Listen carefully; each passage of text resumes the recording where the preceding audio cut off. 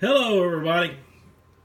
What self-respecting engineer wouldn't go in to take a look at the quality of these units? Look at that transformer. Split phase transformer.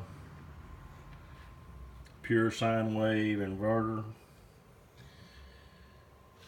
Very nice. High quality inverter. Look at the bus bars coming off the DC.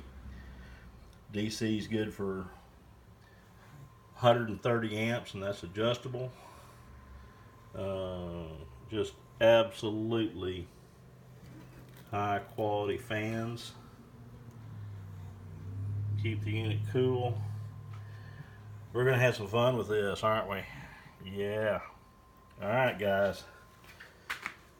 The high quality way to put a pure sine wave inverter on. We'll get in more of it, but I just wanted to show you what's up.